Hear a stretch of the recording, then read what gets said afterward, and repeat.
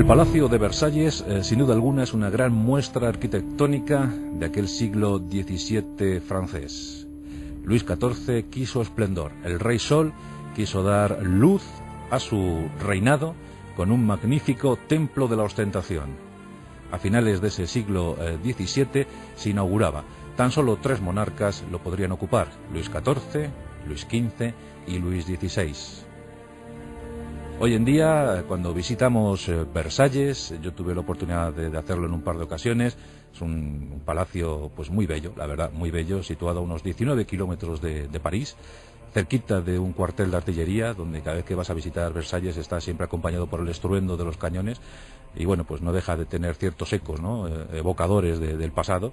Pero lo primero que llama la atención al visitante, al turista, es que Versalles está prácticamente vacío en su interior, no hay apenas nada. Eso sí, se han reconstruido los jardines, hay alguna orquestina que interpreta música de aquella época, pero por dentro no hay nada, y la gente pregunta, bueno, ¿y dónde están los muebles? ¿Dónde está la cama de María Antonieta? ¿Dónde están las cosas, los tapices? Y dice, fue todo arrasado en aquel fatídico momento, dicen algunos, de la revolución, donde las turbas se adueñaron de las calles parisinas, donde las pescaderas cogieron sus cuchillos y se plantaron en Versalles dispuestas a desmembrar a la propia María Antonieta, y desde luego los muebles, los enseres palaciegos fueron transportados a una mejor vida. Bueno, pues Versalles queda como majestuoso ejemplo del esplendor de los Luises, y aquel Luis XVI, sin duda alguna, nunca pudo sospechar, cuando se casó en 1770 con la austriaca María Antonieta, que su futuro iba a estar bajo una guillotina.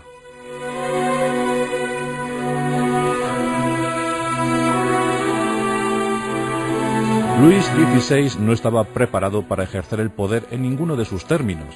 Luis XVI era un muchacho muy acostumbrado a la glotonería, a frecuentar las grandes mesas, los grandes festines, los grandes banquetes, y por supuesto a dejarse influenciar por sus consejeros.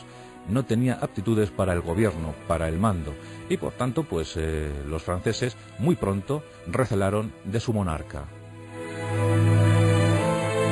Y mucho más de aquella joven guapísima austriaca que llegaba para fortalecer los lazos entre Borbones y Austrias. María Antonieta era una muchacha muy hermosa, de ojos azules, muy propia, muy Habsburgo, muy austriaca. Sus representantes siguen hoy en día dando muestras de esa belleza, y llegó con tan solo 14 años a la corte francesa para desposarse con Luis XVI. La verdad es que tuvieron mala suerte al principio en esto del amor, porque Luis XVI no parecía mostrar apetencia por lo carnal, por los ayuntamientos carnales. Y es que más tarde se supo que cada vez que este muchacho se excitaba, recordemos que se casaron con 14 años ella, 15 años él, 1770, pues después se supo, como os decía, que cada vez que se excitaba tenía un terrible dolor en su miembro viril. ¡Ay! 7 años sin yacer con su esposa. ¿Y por qué, os preguntaréis? Bien, pues porque Luis XVI padecía fimosis. Por tanto, cada vez que llegaba el levantamiento, cada vez que llegaba el levantamiento naval, pues lo pasaba muy mal, francamente mal. Así que tras una diminuta operación quirúrgica, pues ya por fin Luis XVI y María Antonieta pudieron dar rienda suelta a su frenesí, a su amor, y llegaron 4 vástagos, 4 hijos que no tendrían un futuro muy halagüeño.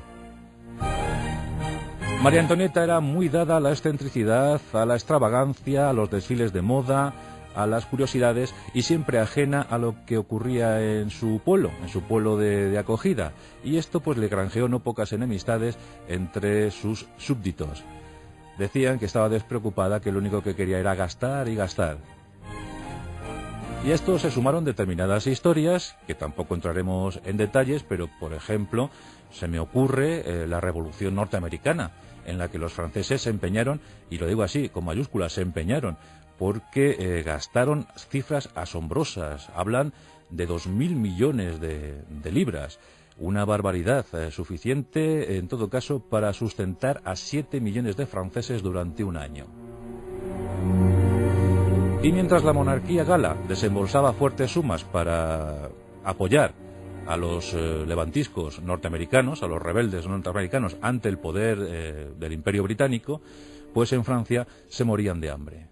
Las cosechas eran pésimas, muy malas. El sustento fundamental para los 26 millones de franceses era el pan, el trigo, y siempre que llegaba una mala cosecha, la hambruna se adueñaba de una población cada vez más creciente. Tengamos en cuenta que en el siglo anterior, esto es el 17, pues había casi 20 millones de franceses, pero es que en un siglo se incrementó esa cifra en 6. Por tanto, la situación era insostenible, era pues, prácticamente el país más poblado de Europa. Pero eso también le daba alguna ventaja, como por ejemplo la militar. Eso le permitía mantener fuertes ejércitos, mejores que los de sus vecinos. Pero la hambruna terminó por debilitar en exceso la monarquía francesa.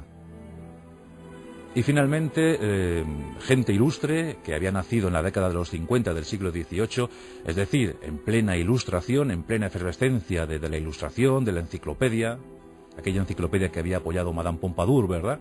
Bueno, pues gente como Maximilien Robespierre o Joseph Fouché o Jean-Paul Marat, pues fueron gestando todas las ideologías revolucionarias. Y al frente de aquella ideología se encontraban los jacobinos, que no eran llamados así precisamente por seguir los postulados del rey Jacobo, no. Se llamaban jacobinos porque tenían sus reuniones, mantenían reuniones en un antiguo monasterio jacobino, y por eso les llamaron así, los jacobinos. En todo caso, eran radicales, muy radicales. Querían un cambio trascendental, un giro de 180 grados en la situación del país. Querían acabar con los privilegios esencialmente de la Iglesia y de la nobleza. Por entonces, Francia era regida por lo que se llamaba los 3 estados. La Iglesia, la aristocracia, y el tercer estado era, pues ya sabéis, el resto, la plebe. Por supuesto, los dos anteriores eran muchísimo más poderosos que el de la plebe. Pero claro, hay que decir que había una descompensación brutal, porque en los estados de iglesia y aristocracia se concentraba tan solo el 3% de la población que manejaba todo el presupuesto, prácticamente todo el presupuesto nacional, toda la riqueza nacional. Estamos hablando de 800.000 personas frente a 25 millones. Esto estaba claro que tarde o temprano acabaría en estallido social, y de hecho así fue. El 14 de julio de 1789, los parisinos, temerosos ante las 30.000 tropas, los 30.000 soldados posicionados por la monarquía en los suburbios de París, pues se decidieron a tomar la Bastilla. La Bastilla era una fortaleza, un residuo del poder feudal, y en esa fortaleza se resguardaba un gran polvorín. Ahí se encontraba la pólvora necesaria para abastecer los 28.000 fusiles, los 28.000 mosquetes que los parisinos habían robado de las armerías de la ciudad. Esa pólvora era necesaria, y los franceses, los parisinos con furia, se lanzaron a la toma de la Bastilla. La guardia de la Bastilla fue arrasada, fue masacrada, y el director de la Bastilla fue trasladado por las calles de París, arrastrado, escupido, golpeado, hasta que finalmente, en un acceso de ira, dijo sus últimas palabras: «Dejadme morir». Dicho y hecho, los parisinos se lanzaron con lanzas, con sables, con navajas, con cuchillos hacia el cuerpo de ese director de la Bastilla, que acabó finalmente muerto. La Bastilla fue despedazada. Cuando hoy en día muchos visitan París y dicen: ¿dónde está la Bastilla? La Bastilla no existe. La Bastilla fue destrozada ladrillo a ladrillo por los parisinos. Algunos de sus restos hoy pertenecen a un puentecito cercano, y eso es lo único que queda de la Bastilla. Así que aquella cárcel, símbolo del terror, símbolo de la tortura, símbolo del pasado, del régimen antiguo, fue reducida a escombros. La revolución había estallado. Los prebostes revolucionarios adueñaban, y aquellas juntas, aquellas convenciones, comenzaban a promulgar las primeras leyes. Mientras tanto, Luis XVI y María Antonieta, temerosos, seguían los acontecimientos. Nada hacía prever por entonces que su final fuera a ser el de la guillotina. Incluso Robespierre, que era uno de los máximos dirigentes, estaba en contra de la pena de muerte. Y se instauró una monarquía, una especie de monarquía constitucional, Y en esa Constitución ya se hablaba de los derechos humanos, igualdad, fraternidad. Y así fueron los inicios de la Revolución Francesa. Ya sabéis que muchos países vecinos aprovecharon el momento para trazar ataques o por lo menos intentar debilitar a la emergente potencia francesa. Finalmente, la revolución llegó a extremos insoportables. Jean-Paul Marat, desde su periódico El Amigo del Pueblo, comenzó a lanzar proclamas o flamas, argumentos terribles. Era un hombre, además, acosado por la enfermedad, lo que le llevaba continuamente a tomar baños medicinales. Era un hombre que había vivido en pésimas condiciones, incluso había vivido en el subsuelo parisino, donde había contraído severas enfermedades dérmicas. Bueno, pues parece que este dolor lo volcó en su odio hacia la humanidad. Era desde luego un misántropo. Bueno, pues desde ese periódico, desde esa publicación, comenzó a lanzar mensajes directos contra los que él consideraba traidores. Bueno, pues a Marat se le sumó Fouché, Joseph Fouché, un personaje siniestro, un personaje que desde luego daría mucho que hablar, que fue capaz de navegar en diferentes espectros políticos, en pasearse impunemente por la revolución, por la era napoleónica y posteriormente la monarquía, un tipo realmente duro, a prueba de bomba o de cañonazos. Fouché, pues baste de ejemplo que acabó con la vida de 1.600 opositores en la ciudad de Lyon, y fue de verdad de una manera vil, porque cientos de esos presuntos opositores fueron conducidos a las afueras de la ciudad y allí pues tiroteados hasta la muerte, pasados a cuchillo. Fue algo terrible, era el reino del terror, era un momento difícil para Francia. Robespierre ya estaba absolutamente ofuscado y también se volcó en los postulados de muerte, muerte a los traidores, muerte a todos aquellos que se opusieran. La religión fue barrida. Maximilien Robespierre era un orador brillantísimo y sabía convencer a sus correligionarios en cualquier momento, con cualquier discurso. Le seguían de forma cuasi fanática. Pero Robespierre acabó siendo un dictadorzuelo, un hombre al que no le dolían prendas firmar cientos de sentencias de muerte. Bueno, por ejemplo, el caso de la Vendée, una región situada al oeste de Francia, muy cerquita de Bretaña, fue patético porque allí se proclamó casi la guerra civil.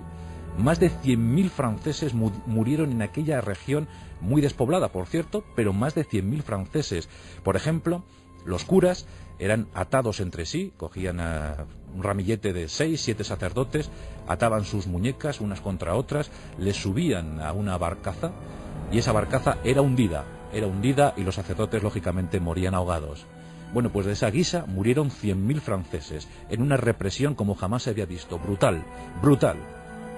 Las ejecuciones sumarias en París eran diarias y abundantes. Había más de 800.000 ejecuciones cada mes. Estamos ya en los meses de 1793, donde ya el propio Luis XVI había sido decapitado, guillotinado a principios de año. A este le siguió su esposa en verano de ese mismo año, María Antonieta. Tenían 38 años y murieron sin entender nada, cómo su pueblo les había dado la espalda de ese modo, de esa forma. Bueno, pues aquí llegamos a nuestro versus. Maximilien Robespierre está, como digo, muy aislado en el poder. Había creado en sus últimos meses de vida el reino de la virtud. Se trataba de ensalzar la virtud, también apoyada esta por el terror. Decía Robespierre que el terror era horrible, pero con la virtud adquiría tintes ineludibles, tintes que desde luego conducirían a Francia a la gloria. Es decir, Robespierre pensaba que para llegar a la virtud, solo el camino posible era el del terror, y por tanto había que ejecutar a cuantos traidores se negaran a esta virtud.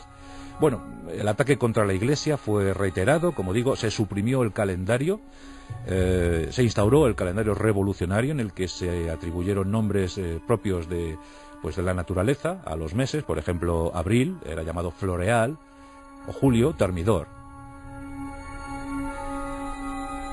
Robespierre, en esta religión nueva que había creado, porque había creado una nueva religión, él pensaba, de todas formas, que los franceses debían creer en algo, y creó la religión del Ser Supremo, donde el santo preeminente era Marat. Marat había fallecido unos meses antes, La política de este periódico que él dirigía, El Amigo del Pueblo, pues era de puertas abiertas. Todo el mundo sabía dónde vivía Marat, el hombre que más encendidamente había defendido la revolución. Bien, pues una jovencita provinciana, horrorizada por lo que estaba ocurriendo en su país, su nombre era Charlotte Cordiel, pues no pudo más y decidió tomar la venganza por su mano. Habían muerto miles de franceses, decenas de miles de franceses víctimas de la guillotina, y Charlotte obró por su cuenta.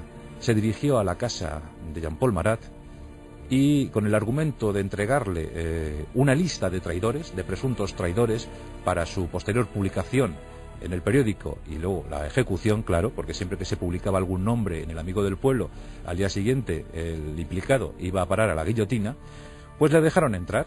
Charlotte Cordial entró en la habitación en la que se encontraba Marat. Marat estaba además tomando un baño, uno de sus habituales baños medicinales, estaba en la bañera y, sin salir de ella, menudo escándalo, dijo: dadme esa lista, yo la publicaré y mañana mismo irán a la guillotina. Charlotte le entregó un papel, un pergamino, y acto seguido sacó de sus ropajes una daga que incrustó en el corazón de Marat. La muerte fue rápida. Marat murió, pero Charlotte no consiguió su propósito. Inmediatamente la llevaron a juicio, ella no negó su participación, que había sido la culpable de la muerte de Marat, y cuando la preguntaron ¿por qué querías matar a Marat?, Charlotte dijo fría y serenamente: para que la paz llegase a mi país. Mi país necesita vivir en paz. Y Marat lo impedía.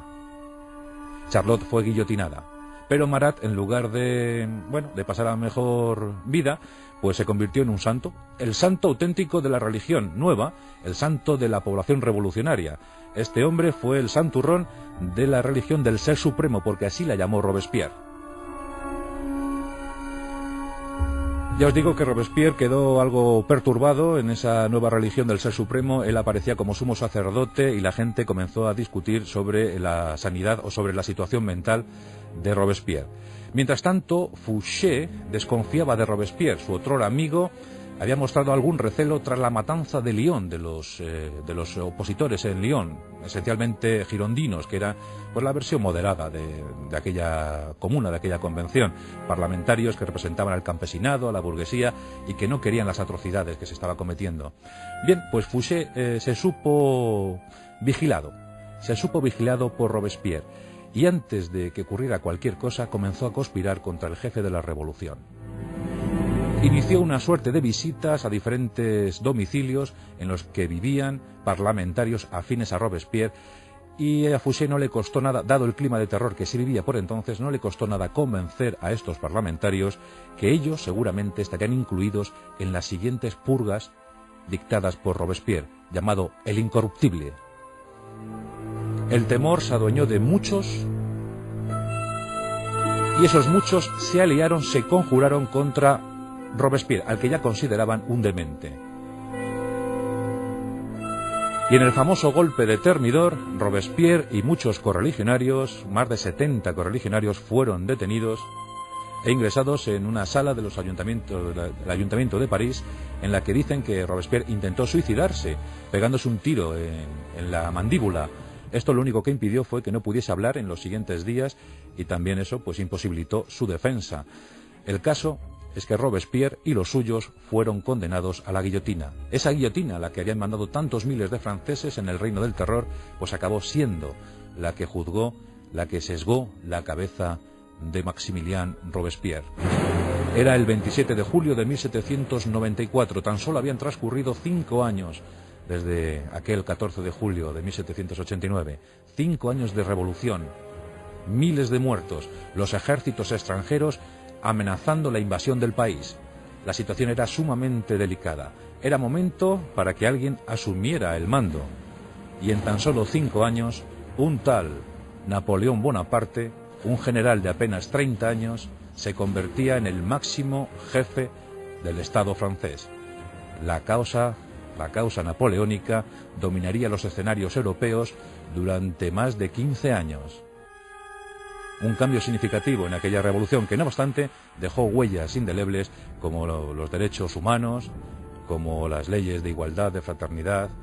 En fin, que la Revolución Francesa cambió el rumbo de la historia, sin duda alguna, y a pesar de eso, la sangre regó los campos franceses en un momento de horror absoluto. La República Francesa se edificó sobre miles de litros de sangre emanada de los cuerpos de aquellos que no quisieron comulgar con lo que se imponía. El inexorable camino de la historia, de los tiempos. Bueno, pues Fouché lo consiguió. Se consiguió quitar de en medio a Maximilien Robespierre. Más tarde sería jefe de la policía napoleónica, luego estaría al lado de Luis XVIII y finalmente moriría en Trieste, pues gozando de un exilio dorado. Murió en 1820, ya con casi 70 años. ¿Qué cosas tiene la historia? Maximilien Robespierre versus Joseph Fouché. En Onda Cero, La Rosa de los Vientos.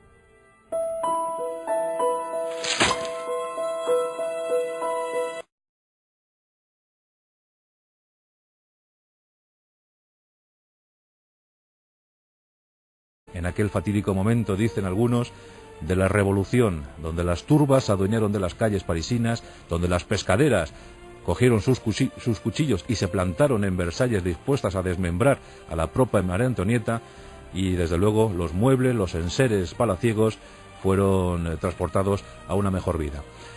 Bueno, pues Versalles queda como majestuoso ejemplo del esplendor de los Luises.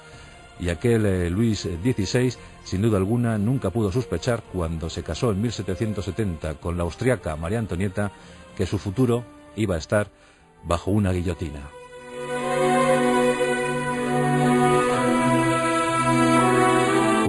Muy austriaca, sus representantes siguen hoy en día dando muestras de esa belleza, y llegó con tan solo 14 años a la corte francesa para desposarse con Luis XVI.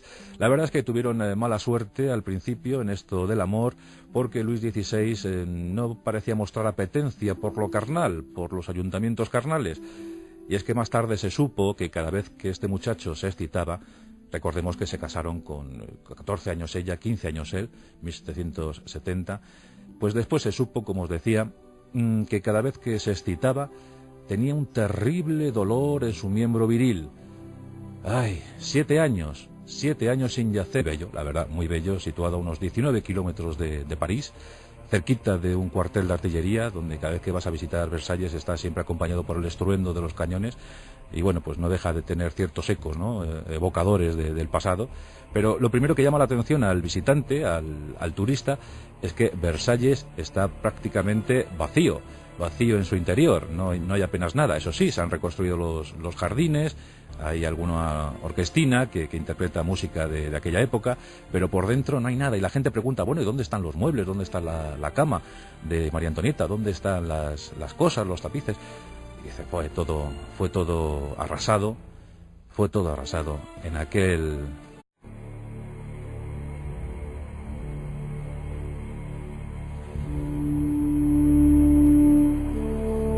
El Palacio de Versalles, sin duda alguna, es una gran muestra arquitectónica de aquel siglo XVII francés.